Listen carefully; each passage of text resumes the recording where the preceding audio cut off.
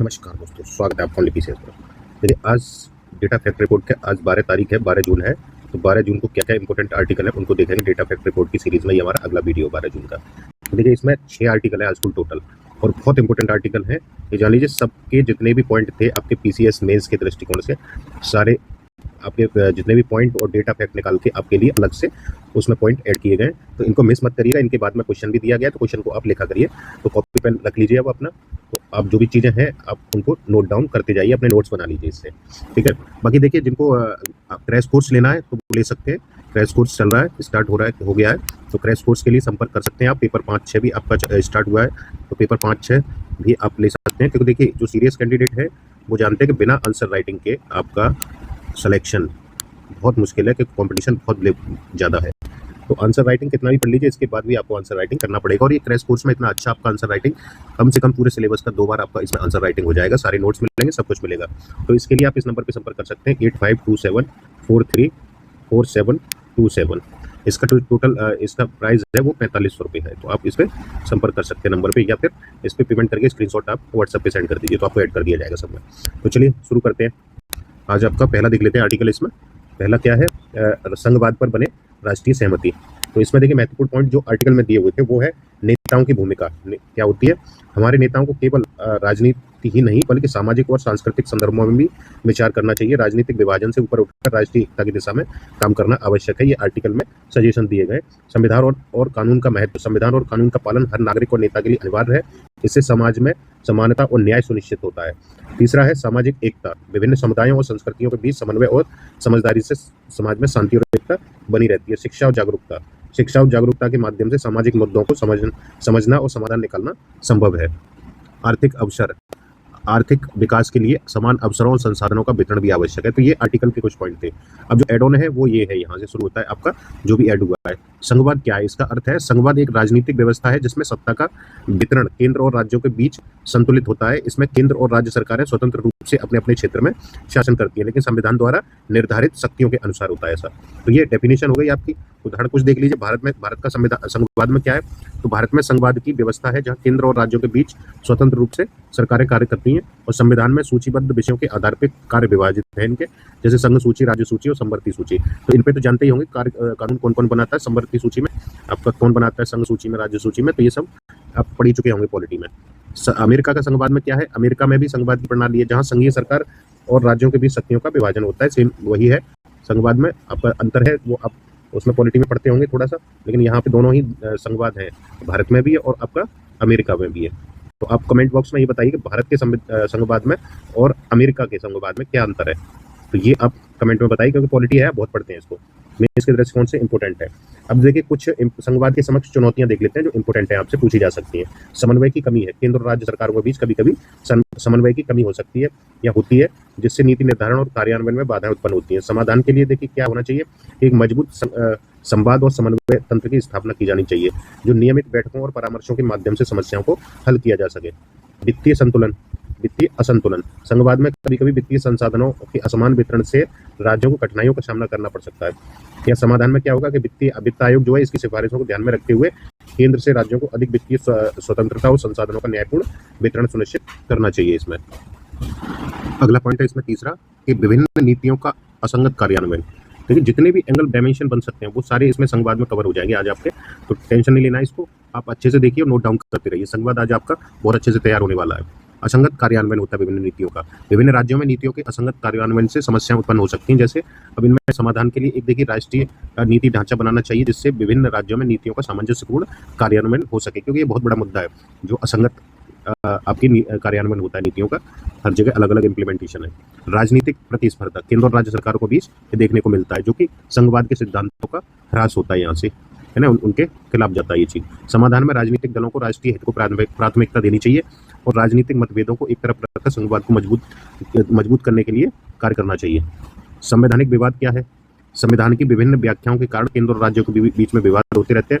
समाधान में एक संवैधानिक समीक्षा आयोग की स्थापना की जानी चाहिए, जो संविधान की व्याख्या में उत्पन्न विवादों का समाधान कर सके। संघवाद के लाभ क्या है, लाभ देख लीजिए संघवाद के, तो सारे एंगल आपके कवर हो जाएंगे। क्षेत्रीय स्वायत्तता, स्वतंत्र नीति निर्माण, राज्यों को अपनी आवश्यकताओं और परिस्थितियों के अनुसार नीतियां बनाने और लागू करने की स्वतंत्रता मिलती है, जिससे स्थानीय जरूरतों का सही तरीके से ध्यान रखा जा सकता है। अनुकूलन में क्या है, इसमें राज्य सरकारें अपनी विशेष परिस्थिति के अनुसार नीतियों को अनुकूलित कर सकती हैं, जिससे क्षेत्रीय विकास तेजी से आ सकता है या हो सकता है। स्थानीय समस्याओं का समाधान करने के लिए ये लाभ है इसमें। समय पर निर्णय, संघवाद के माध्यम से स्थानीय समस्याओं का समाधान स्थानीय स्तर पर ही किया जा सकता है, जिससे निर्णय लेने की प्रक्रिया में तेजी आती है। प्रभावी कार्यान्वयन, स्थानीय प्रशासन के पास समस्याओं की बेहतर समझ होती है, जिससे नीतियों का प्रभावी कार्यान्वयन हो सकता है या होता है। इससे विविधता का सम्मान होता है, संस्कृति और परंपरा, विभिन्न क्षेत्रों की सांस्कृतिक, सामाजिक और आर्थिक विविधताओं का सम्मान किया जाता है, जिससे राष्ट्रीय एकता और अखंडता मजबूत होती है। भाषाई और सांस्कृतिक पहचान, संघवाद विभिन्न भाषाई और सांस्कृतिक समूहों की पहचान को सुरक्षित और संरक्षित रखने में मदद करता है। चौथा है जवाबदेही और पारदर्शिता आती है। लोकतांत्रिक प्रशासन में क्या होता है, संघवाद में राज्य सरकारों की जवाबदेही और पारदर्शिता अधिक होती है, क्योंकि वे जनता के प्रति सीधा उत्तरदायी होते हैं। प्रभावी निगरानी, स्थानीय सरकारों द्वारा किए गए कार्यों की निगरानी और मूल्यांकन करना आसान होता है, जिससे प्रशासनिक पारदर्शिता बढ़ती है। प्रशासनिक दक्षता भी आती है, केंद्र राज्यों के बीच शक्तियों का विभाजन होता है, तो संघवाद में जो शक्तियों का विभाजन होता है, जिससे प्रशासनिक दक्षता आती है, बढ़ती है। विशेषज्ञता का विकास होता है, विभिन्न राज्यों में विशेष क्षेत्रों में विशेषज्ञता का विकास हो सकता है, जिससे समग्र राष्ट्रीय विकास को गति मिलती है। इससे राजनीतिक स्थिरता, इसमें क्या है कि स्थानीय प्रतिनिधित्व, संघवाद में स्थानीय प्रतिनिधित्व बढ़ता है, जिससे राजनीतिक स्थिरता बनी रहती है। विविधता में एकता, संघवाद विभिन्न राज्यों के बीच एकता और सहयोग को बढ़ावा देता है, जिससे राजनीतिक स्थिरता को बल मिलता है। देखिए, इससे संबंधित प्रश्न है, संघवाद की चुनौतियों और लाभों को विश्लेषण करते हुए बताएं कि भारत में संघवाद को मजबूत करने के कौन से कदम उठाए जा सकते हैं, उदाहरणों सहित विस्तृत उत्तर दीजिए। तो ये 200 शब्दों में आपको लिखना है, ठीक है। तो इसको आप प्रैक्टिस कर सकते हैं, इसको पढ़ के। इसका PDF देखिए, ओनली PCS टेलीग्राम चैनल पे आपको मिल जाएगा। निरंतरता के साथ बदलाव भी जरूरी है। महत्वपूर्ण बिंदु क्या है इसके, सरकार की नीतियां देख लेते हैं। इसमें मोदी सरकार की यानी भाजपा की नीतियों में कुछ परिवर्तन अपेक्षित है जो आवश्यक है। उदाहरण सरकार की विभिन्न योजनाओं और नीतियों, जैसे जनधन योजना और उज्ज्वला योजना आदि में ये देख सकते हैं। राजनीतिक निरंतरता में इसका महत्व है, लेकिन इसमें समय समय पर कुछ सुधार और परिवर्तन भी आवश्यक है। कारण क्या है, इससे सरकार की नीतियों की प्रभावशीलता बनी रहती है और नई परिस्थितियों के अनुरूप बदलाव किए जा सकते हैं। सुधार की आवश्यकता क्या है कि सरकार की नीतियों और कार्यों में सुधार की आवश्यकता होती है, ताकि समाज के विभिन्न वर्गों की आवश्यकताओं को पूरा किया जा सके। क्षेत्र देख लीजिए, आगे भी है, हाँ यही है, किया जा सके। क्षेत्र जैसे स्वास्थ्य है, शिक्षा है, रोजगार है, आर्थिक सुधार है, इनमें सुधार की आवश्यकता है। आत्मनिर्भरता, देश को आत्मनिर्भर बनाने की दिशा में कार्य करना आवश्यक है, जैसे मेक इन इंडिया और आत्मनिर्भर भारत अभियान। विपक्ष की भूमिका देखिए, विपक्ष को सरकार की गलतियों और कमियों को उजागर करने के साथ साथ रचनात्मक सुझाव भी देने चाहिए, ताकि लोकतांत्रिक प्रक्रिया सशक्त हो सके। कार्य देख लीजिए, सकारात्मक विपक्ष की भूमिका निभाना। आर्थिक विकास, निरंतरता और बदलाव के साथ आर्थिक विकास के लिए नीतियां बनानी चाहिए, जिससे सभी वर्गों का समावेशी विकास हो सके। जैसे क्षेत्र देख लीजिए, कृषि, उद्योग और सेवा क्षेत्र में। सामाजिक न्याय, समाज में समानता और न्याय सुनिश्चित करने के लिए सामाजिक सुधार आवश्यक है। कार्य देख लीजिए, अनुसूचित जाति, अनुसूचित जनजाति, पिछड़ा वर्ग, अन्य पिछड़ा वर्ग के लिए विशेष योजनाएं चलाना। प्रशासनिक सुधार देख लीजिए, इनकी आवश्यकता है ताकि सरकारी योजनाओं को सही और प्रभावी कार्यान्वयन हो सके। इससे पारदर्शिता, जवाबदेही और डिजिटल गवर्नेंस में वृद्धि होगी। वैश्विक संदर्भ में नीतियों और सुधारों का महत्व है, ताकि भारत वैश्विक स्तर पर अपनी पहचान मजबूत कर सके, जैसे विदेश नीति और अंतर्राष्ट्रीय व्यापार। सुझाव और समाधान में देख लीजिए, नीति की समीक्षा, समय समय पर नीतियों की समीक्षा और मूल्यांकन किया जाना चाहिए, ताकि उनकी प्रभावशीलता को परखा जा सके। जन भागीदारी, नीतियों में जन भागीदारी को बढ़ावा देना चाहिए, जैसे नीतियां अधिक समावेशी और प्रासंगिक बन सके। तकनीकी सुधार, इनको अपनाना चाहिए, जैसे सरकारी कार्यों की दक्षता और पारदर्शिता बढ़े। समन्वय, केंद्र और राज्यों के बीच बेहतर समन्वय स्थापित होना चाहिए, ताकि नीतियों का समुचित कार्यान्वयन हो सके। शिक्षा और प्रशिक्षण, यानी सरकारी कर्मचारियों के लिए नियमित शिक्षा और प्रशिक्षण कार्यक्रम आयोजित होने चाहिए, ताकि वे नई नीतियों और तकनीकों से अवगत हो सके। नवाचार और अनुसंधान को बढ़ावा देना चाहिए, जिससे कि देश की आर्थिक और सामाजिक प्रगति को गति मिल सके। ये सब आर्टिकल के आधार पर बिंदु डाले गए आपके लिए। अगला है आपके लिए, अगला है समाज के लिए कलंक है बाल श्रम। बाल श्रम के ऊपर बहुत इंपॉर्टेंट है, सब कुछ मिलने वाला है आपको। इसमें क्या क्या प्रावधान है संविधान में, कैसे क्या है। बाल श्रम की परिभाषा देखिए, परिभाषा में क्या, 12 से 14 वर्ष की आयु के बच्चों से किसी प्रकार का कार्य करवाना बाल श्रम माना जाता है। ये बच्चों की शारीरिक, मानसिक और सामाजिक विकास में बाधा उत्पन्न करता है। बाल श्रम के कारण क्या है, तो गरीबी, आर्थिक तंगी के कारण परिवारों को ये भेजना पड़ता है। या पढ़ लीजिए, शिक्षा की कमी है ना, इससे बाल श्रम, स्कूल की कमी भी है, और समाज की उदासीनता भी देखने को मिलती है, इसके प्रति जागरूकता की कमी है। तो ये सारी समस्याएं हैं। बाल श्रम के प्रभाव देख लीजिए, शारीरिक और मानसिक विकास पर प्रभाव क्या पड़ते हैं इसके, एक प्रतिकूल प्रभाव देखने को मिलते हैं। शिक्षा से वंचित होते हैं ये, तो अवसर नहीं मिलते हैं शिक्षा प्राप्त करने के, जिससे उनका भविष्य अंधकार में हो जाता है। स्वास्थ्य समस्याएं, इससे अनेक स्वास्थ्य समस्याओं का सामना करना पड़ता है बच्चों को। कानूनी उपाय क्या है देख लीजिए, कि बाल श्रम निषेध अधिनियम आया था 1986 में, इस अधिनियम के तहत 14 वर्ष से कम उम्र के बच्चों को किसी भी प्रकार का कार्य में लगाना अपराध है। और एक आया था शिक्षा का अधिकार अधिनियम 2009 में। इसमें 6 से 14 वर्ष तक के बच्चों को निःशुल्क और अनिवार्य शिक्षा का प्रावधान किया गया था। एक है राष्ट्रीय बाल श्रम परियोजना NCLP, बाल श्रमिकों को शिक्षित करने और उनके पुनर्वास के लिए चलाए जाने वाला कार्यक्रम है ये। सरकारी प्रयास क्या हुए इस दिशा में? तो बाल श्रम मुक्ति भारत अभियान 2025 तक देश को बाल श्रम मुक्त बनाने का लक्ष्य रखा गया है। आवश्यक कदम क्या है इसमें? जैसे बाल श्रम रोकथाम के लिए जागरूकता अभियान, शिक्षा का प्रचार प्रसार, आर्थिक सहायता प्रदान करना। समाज की भूमिका क्या है? तो जागरूकता बढ़ाना। समाज की भूमिका में जागरूकता बढ़ाना, समाज में इसके खिलाफ जागरूकता फैलाना जरूरी है। सहयोग NGO का, गैर सरकारी संगठन, समुदाय और स्थानीय संगठनों का सहयोग महत्वपूर्ण है। जिम्मेदारी, हर व्यक्ति की जिम्मेदारी है कि बाल श्रम के खिलाफ आवाज उठाए और बच्चों के शिक्षा और स्वास्थ्य के सेवाएं उपलब्ध कराए। ये आपका प्रश्न है, ये देख लीजिए PCS के लिए जो आपको लिखना है, तो इसको आप देख सकते हैं। आगे देखिए, चिंतित करती उपचार में बढ़ती लापरवाही। तो ये आपका स्वास्थ्य से संबंधित है, आपको बहुत अच्छे पॉइंट मिलने वाले हैं। ठीक है, चिकित्सा में लापरवाही की वृद्धि हुई है कि आज चिकित्सा सेवाओं में लापरवाही की घटनाएं बढ़ रही हैं जो मरीजों की जान के लिए खतरा बन रही हैं। गलत निदान, गलत उपचार और चिकित्सा उपकरणों की खराबी आम समस्या बन गई है। उदाहरण देख लीजिए, 2023 में दिल्ली में एक प्रमुख अस्पताल के एक मरीज की मौत गलत निदान के कारण हुई थी, जिसे सही समय पर उपचार नहीं मिल पाया, है ना। तो स्वास्थ्य सेवाओं का मानक गिरता जा रहा है। अस्पतालों में बुनियादी सुविधाओं की कमी है, चिकित्सकों की अनुपस्थिति जैसे मुद्दे चिंताजनक है। ये आगे देखते हैं। आंकड़े बताते हैं कि 2023 में नेशनल हेल्थ प्रोफाइल रिपोर्ट के अनुसार देश में लगभग 40% सरकारी अस्पतालों में आवश्यक चिकित्सा उपकरणों की कमी पाई गई है। तो इस डेटा को आप नोट डाउन कर लीजिए, आपके काम आएगा। 40% सरकारी अस्पतालों की स्थिति दयनीय है। वहाँ बुनियादी चिकित्सा उपकरणों, दवाइयों की कमी है, मरीजों को समय पर उचित उपचार नहीं मिल पाता है। उदाहरण देखिए, 2023 में उत्तर प्रदेश के एक सरकारी अस्पताल में ऑक्सीजन की कमी के कारण कई बच्चों की मौत हो गई। चिकित्सा पेशेवरों की कमी है ना, इससे उनकी कार्यकुशलता पर भी सवाल उठ रहे हैं। प्रशिक्षित डॉक्टरों और नर्सों की संख्या भी अपर्याप्त है। ये आंकड़े हैं WHO के अनुसार 2023 में भारत में प्रति 1000 लोगों पर केवल 0.8 डॉक्टर थे, जो WHO के मानक यानी 1000 पे 1 होना चाहिए से बहुत इससे कम है। आगे है चिकित्सा शिक्षा और प्रशिक्षण। इसमें क्या है, इसकी गुणवत्ता में गिरावट आई है। नए चिकित्सकों की पर्याप्त प्रशिक्षण नहीं मिल पा रहा है, जिससे उनकी कार्यक्षमता प्रभावित हो रही है। उदाहरण देख लीजिए, इसमें किस में डालना data? NMCN national medical commission 2023 की रिपोर्ट है। इसके अनुसार कई मेडिकल कॉलेजों में प्रशिक्षण सुविधाओं का अभाव है। निजी अस्पतालों की भूमिका, इसमें क्या है, निजी अस्पतालों में उच्च शुल्क और मुनाफाखोरी की प्रवृत्ति बढ़ती जा रही है, जिससे गरीब और मध्यम वर्ग के लोग चिकित्सा सेवाओं से वंचित हो रहे हैं। उदाहरण देखिए, कोविड-19 महामारी के दौरान निजी अस्पतालों द्वारा अत्यधिक शुल्क वसूले जाने के मामले सामने आए थे। इस तरीके से आपके पास हर पॉइंट के साथ अगर आप इस तरीके का डेटा ऐड कर देते हैं, उदाहरण दे देते हैं, तो आप जान लीजिए पुष्टि हो जाती है आपकी कथन की। तो यही आपका तरीका होता है मेंस में लिखने का। सरकारी नीतियां और योजनाएं, सरकार की नीतियां और योजनाएं चिकित्सा क्षेत्र में सुधार के लिए अपर्याप्त साबित हुई है। बजट की कमी, भ्रष्टाचार की समस्याओं को ये बढ़ा रहे हैं।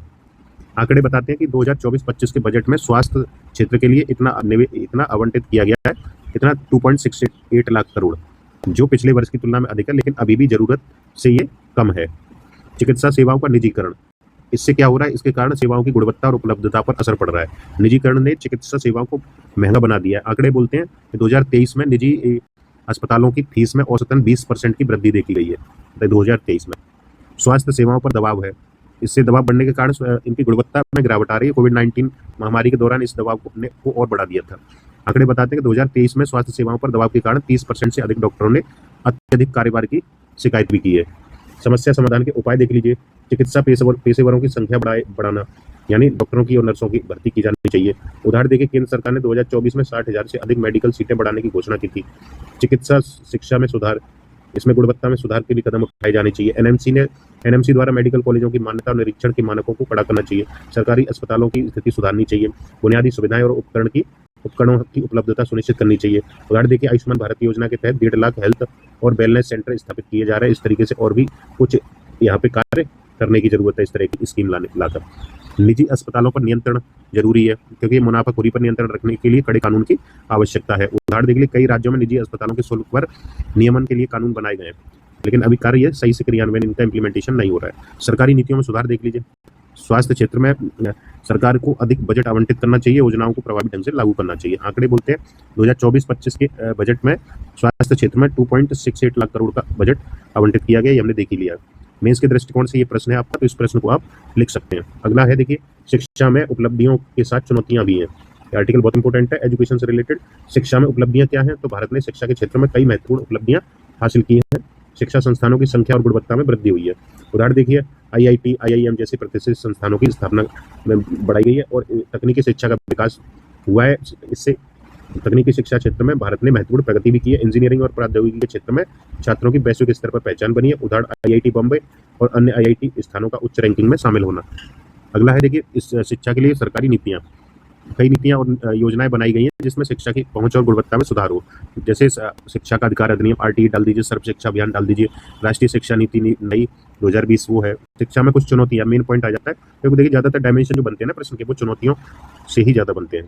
तो बुनियादी ढांचे की कमी है, ग्रामीण क्षेत्रों में देखेंगे, है ना, छात्रों को गुणवत्तापूर्ण शिक्षा नहीं मिल पाती है। आंकड़े बोलते हैं कि 2023 की रिपोर्ट के अनुसार 60% ग्रामीण स्कूलों में बुनियादी ढांचे का अभाव है और शिक्षकों की कमी है, जिससे उनकी गुणवत्ता में भी कमी की एक बड़ी समस्या है। 2023 में प्रकाशित रिपोर्ट के अनुसार भारत में 10 लाख से अधिक शिक्षकों की कमी है। अभी बताइए, शिक्षा में असमानता, शहरी और ग्रामीण क्षेत्रों के बीच शिक्षा की गुणवत्ता में भारी असमानता है। उदाहरण देखिए, शहरी क्षेत्रों में के स्कूलों में शिक्षा की गुणवत्ता ग्रामीण क्षेत्रों की तुलना में कहीं अधिक है। बजट की कमी है, बजट आवंटन कम होता है। आंकड़े बताते हैं कि 2024-25 के लिए शिक्षा के लिए 1.12 लाख करोड़ आवंटित किए गए, जो आपका ये 3.5% है, जबकि विशेषज्ञों का मानना है कि इसे बढ़ाकर 6% करना चाहिए। शिक्षा पे अभी बजट का 3.5% खर्च हो रहा है, जो इसे बढ़ा के 6% डबल करना चाहिए लगभग। डिजिटल शिक्षा की चुनौती, डिजिटल शिक्षा की ओर बढ़ते कदम के बावजूद कई क्षेत्रों में इंटरनेट और डिजिटल उपकरणों की कमी है। 2023 की एक रिपोर्ट के अनुसार भारत के 30% से अधिक स्कूलों में इंटरनेट की सुविधा नहीं है। शिक्षा में सुधार के उपाय देख लीजिए, तो इसमें क्या, बुनियादी ढांचे का विकास किया जाए, है ना, और शिक्षकों की भर्ती और प्रशिक्षण किया जाए। शिक्षा में बजट में वृद्धि की जाए, जो बताया गया है ना, डिजिटल शिक्षा का विस्तार किया जाए और इसमें शिक्षा में नवाचार किया जाए, नवाचार और अनुसंधान को बढ़ावा दिया जाए। तो ये था आज का, इसमें प्रश्न ये है, प्रश्न ये लिखना है आपको, तो अब देख लीजिए, आप प्रश्न ये लिख सकते हैं। अगला है आर्टिकल पौधारोपण का महत्व, बहुत इंपॉर्टेंट पॉइंट मिलने वाले हैं इससे संबंधित आपको। क्या है पॉइंट, देखिए, पर्यावरण संरक्षण। पौधारोपण पर्यावरण संरक्षण के लिए अत्यंत आवश्यक है, पृथ्वी पर ऑक्सीजन की मात्रा बढ़ाने में सहायक है। उदाहरण देखिए, यहाँ उदाहरण बहुत अच्छे मिलने वाले हैं आपको इस आर्टिकल में। उदाहरण, वन क्षेत्र बढ़ने से वायु की गुणवत्ता में सुधार होता है, जिससे मनुष्य और अन्य जीवों के स्वास्थ्य पर सकारात्मक प्रभाव देखने को मिलता है। जल संरक्षण, पौधे जलवायु नियंत्रण में मदद करते हैं, जल स्रोतों को संरक्षित करते हैं, वृक्षों की जड़ें जल अवशोषित करके जल स्तर बनाए रखने में मदद करती हैं। उदाहरण देखिए, राजस्थान में जल क्रांति परियोजना के तहत पौधारोपण से भूजल स्तर में सुधार हुआ है। ठीक है, कौन सी जल क्रांति, कहाँ पे, राजस्थान में भूजल स्तर में इसने सुधार किया है। अगला देखिए, मृदा संरक्षण। इसमें पौधों की जड़ें मृदा को स्थिर रखने में मदद करती हैं, जिससे मृदा अपरदन कम होता है, इससे कृषि योग्य भूमि की उर्वरता बनी रहती है। उदाहरण देखिए, उत्तराखंड में वृक्षारोपण अभियानों के कारण मृदा अपरदन की समस्या में कमी आई है। जैव विविधता का संरक्षण होता है, इससे वन्य जीवों के लिए आवास और भोजन के स्रोत उपलब्ध होते हैं, जैव विविधता का संरक्षण किया जाता है। उदाहरण देखिए, प्रोजेक्ट टाइगर के तहत आपके वृक्षारोपण से बाघों के लिए आवास की सुविधा में वृद्धि हुई है। जलवायु परिवर्तन से मुकाबला भी किया जा सकता है इससे, क्योंकि कार्बन डाइऑक्साइड का अवशोषण करते हैं, ग्रीन हाउस गैसों की मात्रा जिससे कम होती है, तो जलवायु परिवर्तन की गति धीमी हो जाती है। उदाहरण देखिए, एकलव्य वन महोत्सव। कौन सा, एकलव्य वन महोत्सव के तहत लगाए गए पौधों ने कार्बन डाइऑक्साइड अवशोषण करने में महत्वपूर्ण भूमिका निभाई है। एकलव्य वन महोत्सव, इस तरीके के आपको उदाहरण पता होना जरूरी है। छठा है सामाजिक और आर्थिक लाभ। पौधों से स्थानीय समुदायों को रोजगार भी मिलता है। वनोपज होती है जो फॉरेस्ट प्रोड्यूस है, इससे उनकी आय में वृद्धि होती है। उदाहरण देखिए, MP के कई जिलों में वृक्षारोपण अभियान के कारण रोजगार के अवसर मिले हैं लोगों को, स्थानीय लोग जो हैं।